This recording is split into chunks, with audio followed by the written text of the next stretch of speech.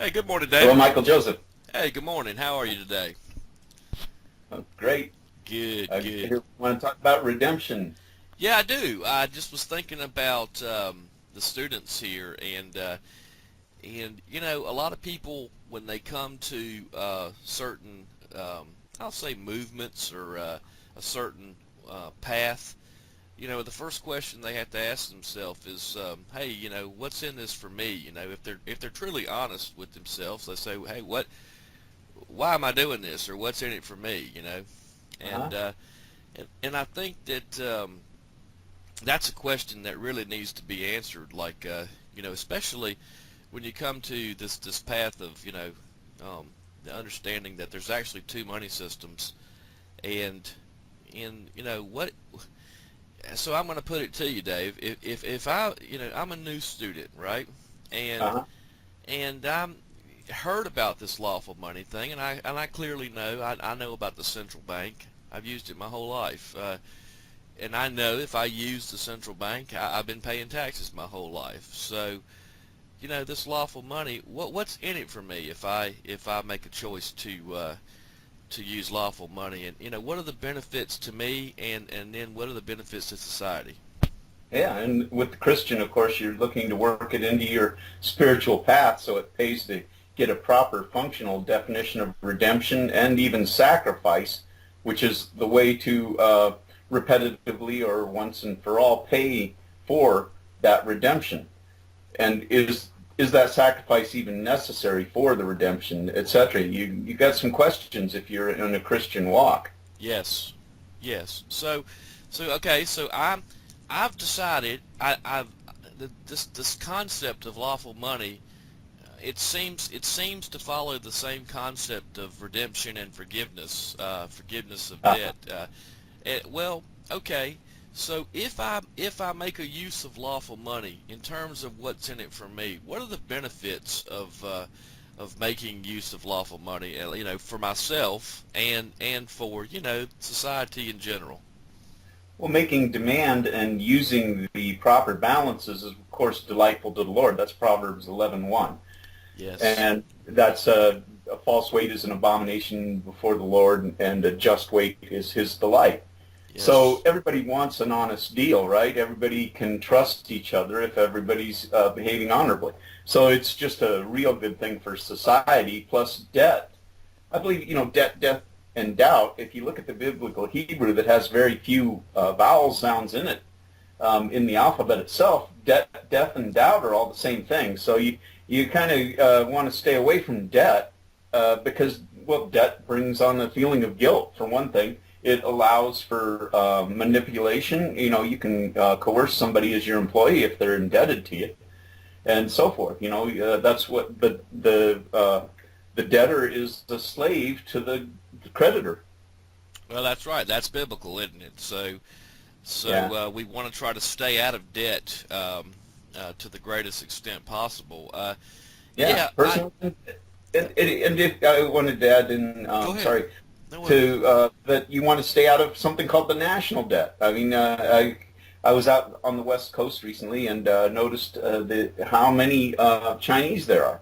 And I was looking, and I actually interviewed with several, or just had conversation, I guess you'd say, and really found out that they're coming in droves on this nearly 20% purchase of the total national bond through the national debt, and they're coming in, and they're actually coming into communities, becoming oriented in the American Western culture, and then they go out from there to to various places, and through that credit system, they're pretty much guaranteed a home and a job, and if they're talented and intelligent enough to keep that job, they basically got their home, or any home, before they even get here. They've got their home selected for them through the banking and credit union systems.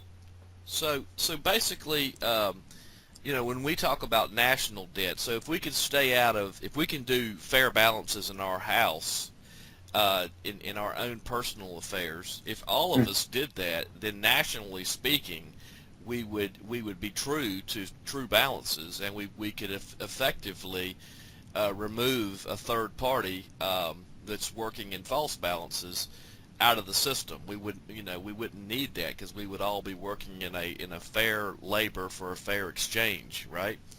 Yeah, this Federal Reserve system is based entirely in debt. Fractional lending provides that we have to grow the economy in order to stabilize it, which is called sustainable debt. And so we're really getting wrapped up in this through the training we get, which is really an erroneous training that you have to endorse, and that's the only way. You have to sign that endorsement on the back of the paycheck, or endorse when you're opening up a bank account. You agree to continually endorse for all transactions, and that can all be reversed, and it was reversed from the get-go in 1913 in Section 16 of the Federal Reserve Act in order to impose this elastic currency for fractional lending purposes.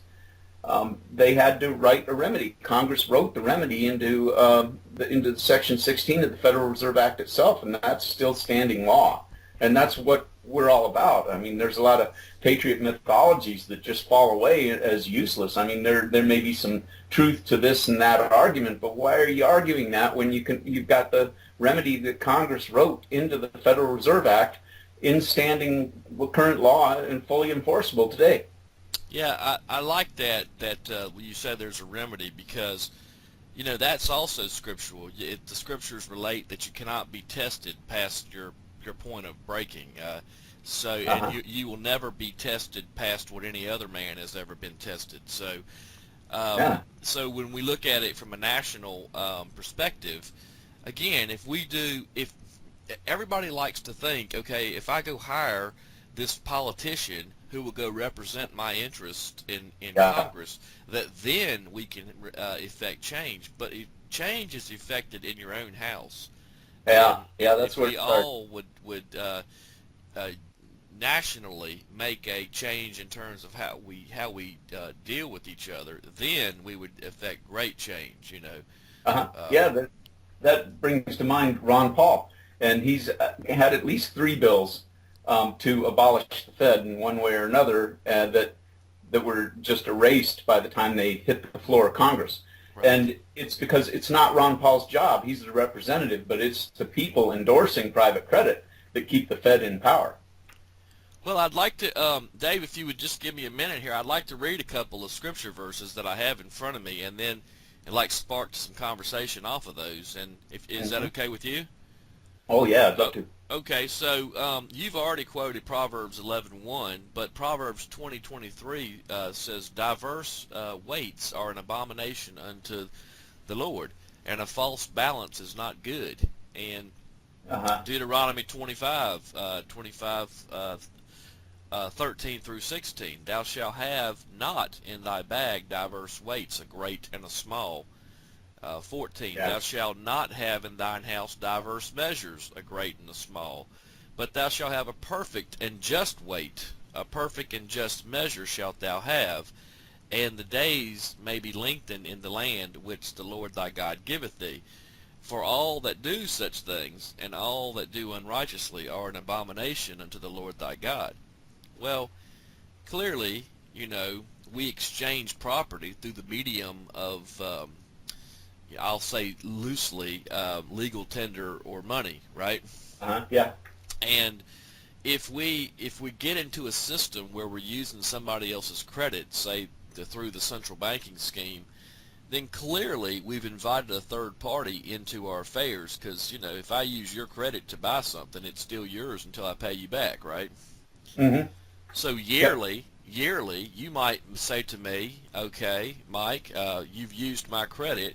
I would like for you to give me a yearly accounting of all the property that you have obtained through the use of my credit," right? And we kind of see that in the 1040 IRS filings, and the yearly filings with the state and the federal, the IRS and the state revenue departments, right?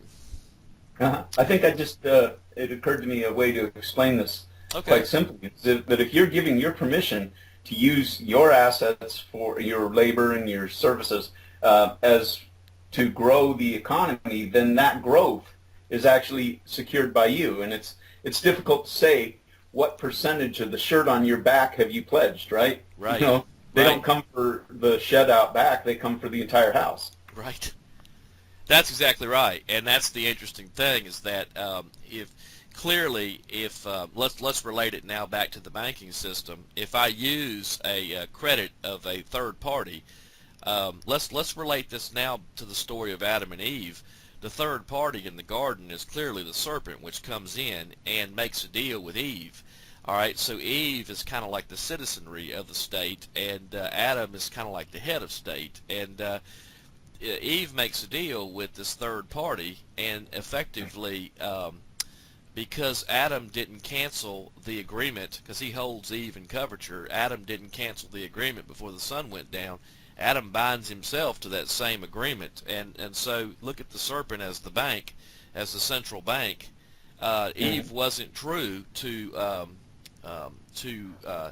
her husband, if you want to say it like that, and she went out and made a deal with someone else. Well, the third party now to this love feast has now got a lien on everything of that house, and Yep. that's exactly what's going on here. It's no longer a true house. The land has been stained, if you will, by spots, if you will, in the love feast. And so Uh-huh. okay, what I'd like to do from there, Dave, is just jump over here to Deuteronomy 23:20 and kind of Yeah. discuss the idea of usury and, the brother and the stranger. So I'm going to read that right quick, and then I'd like you to comment Okay. on it, okay? So Great. 23:20, unto a stranger thou mayest lend upon usury, but unto thy brother thou shalt not lend upon usury, that the Lord thy God may bless thee in all that thou settest thine hand in to do in the land whither thou goest to possess it. Okay, go ahead. Mhm. Yeah, in the code of current Jewish law, it's unlawful to give a loan with interest to your brother, meaning another Jew. Right. And so that's still in standing law. However, the world has changed. We got technology so that we can communicate instantaneously across the world, and we can get anywhere in the world through jet planes within a day. So we've got a new scene that it didn't occur in the writing of the Bible. That we have a very difficult time distinguishing between brother and stranger. And so as this happens through city of this, city of that, for instance, sometimes it's called metro organization, and that's a global municipality. And so the world is becoming unified through uniform laws, and it's very difficult to say that the Chinaman is not your brother. It's turning into one global village. I see what you're saying. So like through, let me just say it like this, through the central banking scheme, and with the goal of coming to unity, all have been brought under the yoke, if you will, of debt through the central banking scheme. And so all Yeah. have been brought in you want to say it like this, the same sort of status of brother, except that we're all under debt, and Well, that's no way to live, right? In the Bible, and I mean, there's a better way. it's debt with interest. So That's that right. means that if you wanted to fit this model together nicely so it makes sense, that by endorsing private credit, you alienate yourself from God the Father because you're dealing in an abomination with your hands, right? Your Yes. transactions are an abomination, false balances. You're actually indebting your neighbor and your children, future posterity, through this national debt system, and by doing so, you're actually declaring yourself to be the stranger. You're outside this realm of God's chosen people, known as Israel or known as the church, whatever. Yeah. And so you're declaring yourself out of there, and you become the resident alien. You become the stranger who's among us, among God's people, like the people that were living in Israel, who weren't the Israelites themselves. The Israelite wasn't an isolationist society, so they had to have a system of laws that would deal with the stranger and with the brother. At first when you said that you would alienate yourself, excuse me, Hmm. at first when you said you would alienate yourself from God, it almost made me recoil a little bit. But I'm sitting here looking at Deuteronomy 25:16, and it says, "For all who do such things, and all that do unrighteously, are an abomination unto the Lord thy God." So, you know, St. Paul related, since we're under grace, are we now do we now not do the law? And he said, God forbid. We uphold it in faith, and if we do the law, then we'll bring a condition of peace and righteousness to our land, and our land will be restored. So I like Well, how you put that. that's the beautiful. beauty of studying the law is that you start to learn what's permanent and what's illusory. If a society is obeying the laws, then things are coherent and honorable, and that society has a far better chance of lasting hundreds and thousands of years being abiding in the laws that we find right there in the Bible. Amen to that. Okay, so where I'd like to go next, Dave, is I'd like to just kind of talk about the symbology of the blood of bulls and goats, and then also juxtapose that against the idea of redemption. And before I'd like to read 4 scriptures, okay, and then we can get into that, and then lastly, I'd like to talk about the symbology on the $1 bill, okay? Okay, So, but on the way there, I'd like to bring up a classical case of redemption at Deuteronomy 15:1 through 3. Okay. Do you have that handy? Deuteronomy 15:1 through 3. Okay, yes, I do. Let me just read that then. So, at the end of every 7 years thou shalt make a release, and this is the manner of the release. Every creditor that lendeth aught unto his neighbor shall release it. He shall not exact it of his neighbor or of his brother, because it is called the Lord's release. Of a foreigner thou mayest exact it again, but that which is thine with thy brother, thine hand shall release it. Okay, just substitute redeem for release. Okay, thou shalt redeem your brother. Every 7 years there was a law in Israel that all debts were forgiven or redeemed. Okay.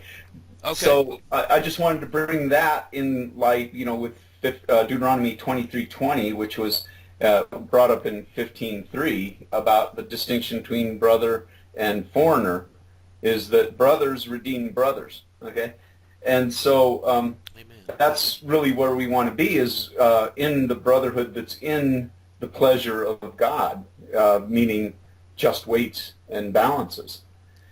Oh, and then that's beautiful. Yeah. Okay. Well, yeah. Then go ahead with your subject. Okay. So 4 verses. Again, to start on the concept of redemption, it says, "For thus saith the Lord, ye have sold yourselves for nothing, but you shall be redeemed without money." And then I want to just touch on that, the idea that there is a system of redemption.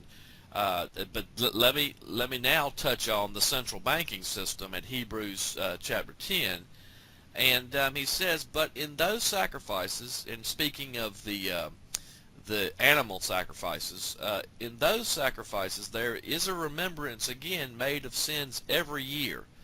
And just before I go on with that, I just want to just bring it to your mind. That's the yearly 1040 return, but we'll come back to that. Yeah. "For it is not possible that the blood of bulls and goats should take away sins," just like a Federal Reserve note cannot pay for debt. It can only discharge it and push the debt off to a future day.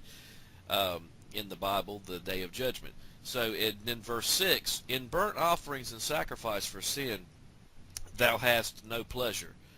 So, with that, David, could you talk about the Federal Reserve's central banking system juxtaposed against the lawful money of the Treasury, of the United States Treasury? Well, sometimes in the patriot arguments you find somebody saying, well, the Federal Reserve is not even an agency of the government. Okay, well, that's very true.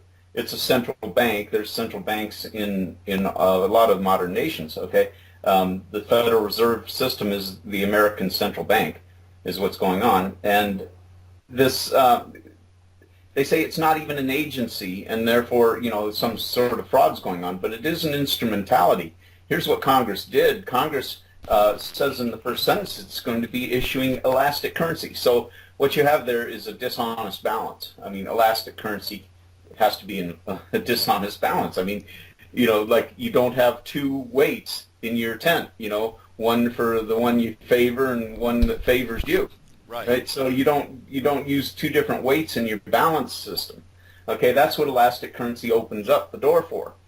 And in doing so, the Federal Reserve System is actually an instrumentality of Congress, because Congress actually sanctioned or licensed the Fed to break the law, okay, by having this dishonest balance. Now, the stock certificate, if you will, is the bill that we're about ready to talk about the symbols on. That's the stock certificate for the Federal Reserve System, is the Federal Reserve note.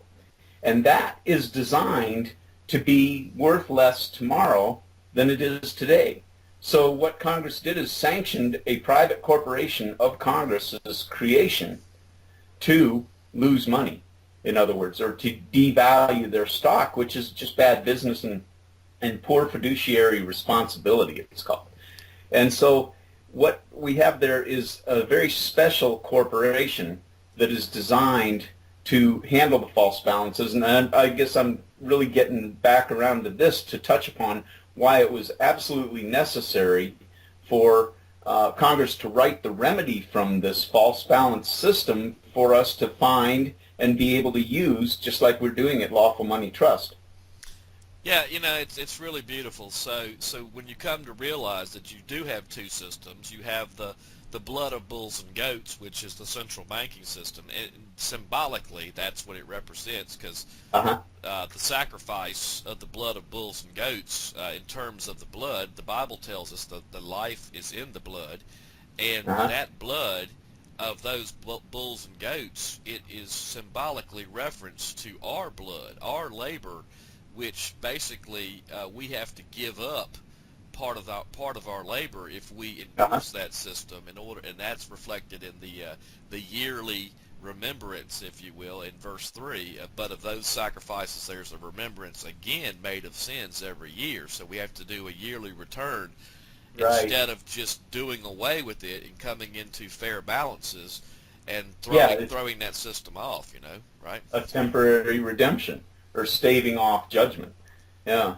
Yeah. So all right. So then, heading towards the $1 bill, which is full of symbology of what we're talking about. If we look on the face of it, George Washington, clearly you would say George Washington was the first president of the United States, wouldn't you? I mean, he's the first president. Yeah. Therefore, in the Greek, he would be the Alpha, and in the Hebrew, he would be the Aleph, the first letter in the alphabets, right? And and it's interesting because they're modeling Greek on the face of the dollar bill. If you look carefully, he's flanked by an omega, and in the Greek alphabet, omega is the last letter in the Greek alphabet, and in the Hebrew that would be tav, right? So well, the listener should be pull out a dollar bill from your wallet and follow along with this. Go ahead. Yeah, thank you for that, Dave. Very good. So you've got now, in symbolic form, keep up, in symbolic form, you've got the Alpha and the Omega, which is mentioned. Jesus Christ calls himself the Alpha and the Omega in the Revelation, and so the beginning and the end. And if you look on top of George's head, it's really interesting. You got to look carefully, but you'll see an altar, and that altar is there for a reason, because there's a story in the Scripture that relates that Peter, he fished all night long, and night is a symbol for ignorance, and he didn't catch anything. But in the morning, Jesus shows up and says, hey, why don't you try fishing out of the right side of the boat? And when he did that, he caught a whole bunch of fish. And the point is if you look at that note, if you fish out of the left side of the boat, you're fishing out of the central banking system. And the labor or the blood of those bulls and goats is actually your own, but in terms of your own labor, which you're giving up to support the system. But if you're giving a partial surety. But if you fish out of the right side of the boat, then you've come to unity. You've come to one. And look at that seal. Right above that seal, you'll see in big capitalized letters, O-N-E. and Right. and we've come to one as all for one and one for all and fair balances. So Uh-huh. with Yeah. that, David, we've gone 25 minutes, man. Was there anything else that Okay. you'd like to add before we wrap up? No, that's great. I think it went well. I think it's wonderful. Okay, thanks, man. Have a great day, all right? All right. Bye-bye. Okay, bye.